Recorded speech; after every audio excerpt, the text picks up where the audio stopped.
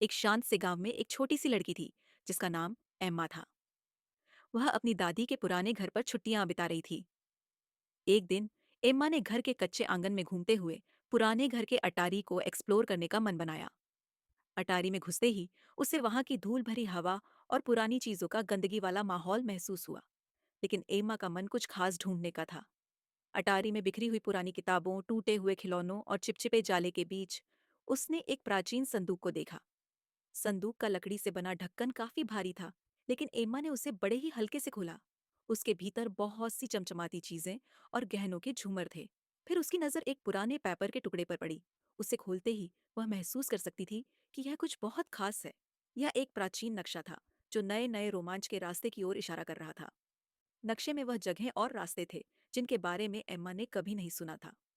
नक्शे में गहरे जंगलों, पहाड़ों और खजाने से भरी गुफाओं का संकेत था। एम्मा का दिल जोरों से धड़कने लगा। यह नक्शा उसे और भी अधिक साहसिक यात्राओं पर ले जाने का वादा कर रहा था। एम्मा ने सोचा, अब वक्त आ गया है, मुझे अपनी अगली यात्रा पर निकलना होगा। खजाने का ख्याल और नए रोमांच के बारे में सोचते हुए एम्मा ने संकल्प लिया कि वह इस अद्भुत यात्रा पर निकलेगी। उसके मन में बस एक ही सवाल था, क्या वह इस नए सफर में वही खजाना पाएगी जो उस नक्शे ने उसे दिखाया था।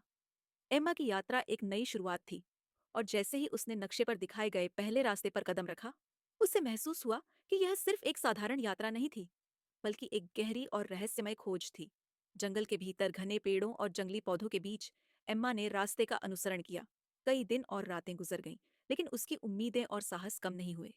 एक दिन जब वह एक गहरे और घने जंगल से गुजर रही थी, उसे अचानक एक पुरानी गुफा का मुंह दिखाई दिया। गुफा के भीतर से एक हल्की सी चमक निकल रही थी, जैसे कुछ बहुमूल्य चीज अंदर रखी हो।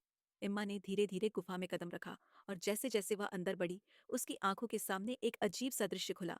गुफा के बीचों बीच एक बड़ा सा पत्थर रखा था, और उसके पास ही एक और संदूक था।